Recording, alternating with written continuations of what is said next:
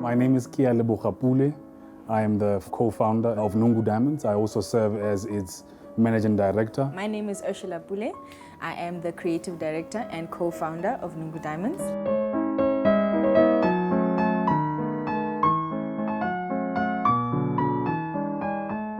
In 2008, I think it was, I was still in varsity at the time. A friend of mine told me about a mining company that his dad was a part of, and they were mining diamonds. I was very curious at the time. Didn't want to practice law. I didn't tell this to my dad, obviously. And I think at the time we had just met, I believe. He said diamonds, and I was fascinated. Then from there, started doing a bit of research into what the industry is all about, who's who in it. I was fortunate to come across a guy called McDonald Demani at the time, who became a mentor to me later on. I probably called him 500 times in 2 years. He probably answered 10 of those calls. In one of the calls, he said to me, come to Johannesburg, come learn about diamonds. He then took me in for about a year and a bit, taught me everything about the diamond industry. And yeah, that's more how the business started. The question of why, it's a passion. There's multiple reasons why I think. Yeah. I think why, the first why became, obviously the fascination of, we come from a small town where diamonds are not a big deal. And so when you think of something like diamonds, it's the intrigue of the thing, you know? And then once you got here to Johannesburg, and I remember one of the conversations we had when you thought, I'm actually going to start a business. It was one of the conversations was, if I didn't know as much about diamonds as I do now, how many more South Africans, black South Africans, don't know? And that became one of the other whys. And I think over time, it became more about these diamonds are mined in this continent. South Africa is a renowned source of diamonds. Unfortunately, the African continent hasn't had a good reputation in relation to diamonds. So we thought it's about time that changes. We're still well endowed in the continent with diamonds. And our people need to see the value, right? And going beyond the value, our people need to wear these diamonds. They need to love them. And they need to see people like us selling them. You need to be as proud of the diamonds as you are of the mangoes and the avocados. Absolutely. And the leather and, all of it. The country itself, the land. When you see adverts about short left, you think, why don't they short left to a mining town? Why don't they short, you know what I mean? Because absolutely. That is part of the South African heritage, the platinum, the diamonds, the iron ore, all of it.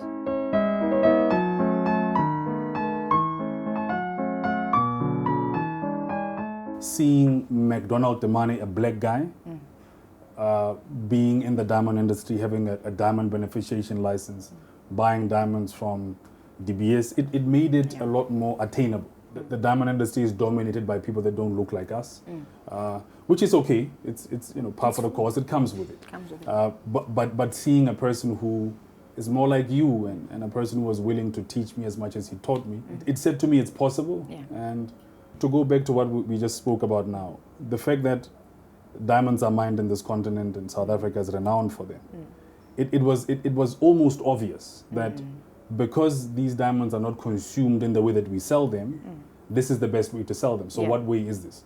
You come here, you get to touch a diamond, which is something that many of our people haven't experienced. It's often the retail experience. For us, it became a thing where it has to be this. This is how it has to be an experience. You have to touch, feel, understand, go home, think, come back, dream, cry. Also be in a lounge, man, like sit comfortably, have a conversation with people, champagne. With people who we hope you like. That's us. And the beauty about the process also is that we become a part of such a great moment in people's lives. You become friends with them forever. The beauty of it is these are the people you grow with. These are the people that you become part of their lives, part of their story, part of their journey, part of their provenance, because that's where their relationship started. And you become, every single milestone they go through there, you are the first people they think of to say, we need to go to Nungu. My wife's birthday, we're having a child, all of those things. So for me, it really became that way. The target market we had set when we said, okay, we're going into jewelry after just polished diamonds, it's changed.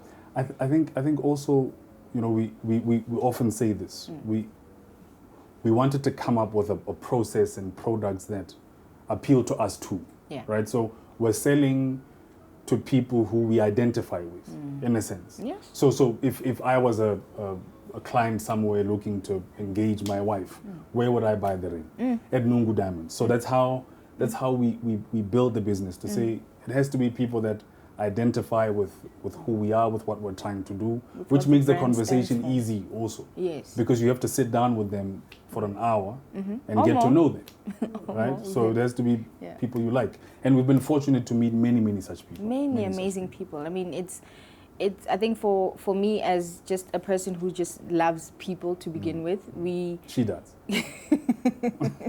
Maybe more so than me. Yes. But you really get to understand, you know, a person's the personality of the person, and you want to bring it out in the piece of jewelry, and that's what I get to do every single time with the client, and that's what they get to do as well, because they experience me and I am the brand, you know. So that becomes very important, that our us carries through the brand at all times in every single way. So a bit of history.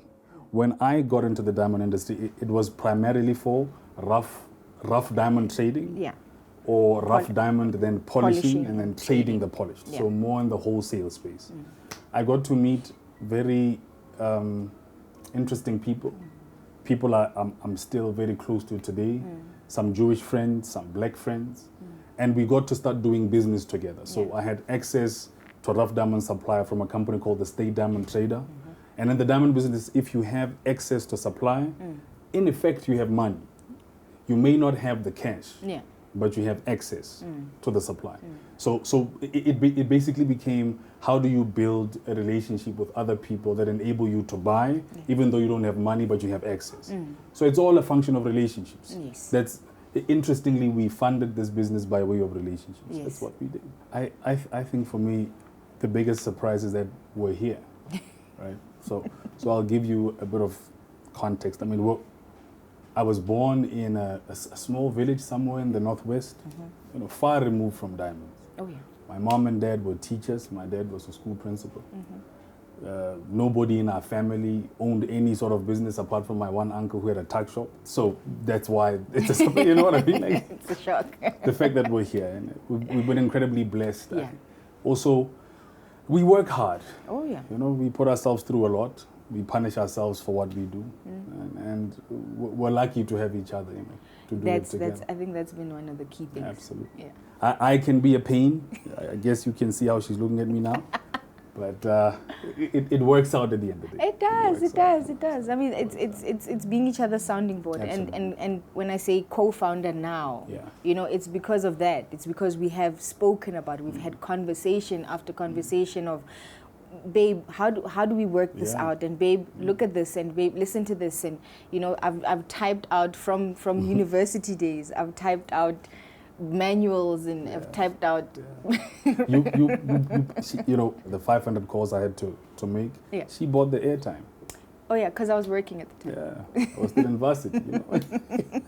It's been a big together relationship. We've done it, the business and us. We're now married. We were dating at the time, but it's when you build something. I think everything is true. You know, when you build your business, when you build your life, when you build you know, your marriage, your relationship, you need to have literally given everything into it to see it work and to see it flourish, and to know that whether it works out or whether you have to, you know, change course at whatever point, or whether you have to, you know, Ghana, what's the word youth use? Pivot. Yes. It's a COVID word. It's a COVID word. You have to pivot. But whatever you have to choose to do, for us, those have been, you know, the surprising moments where you're like, oh, well, that's not going to work.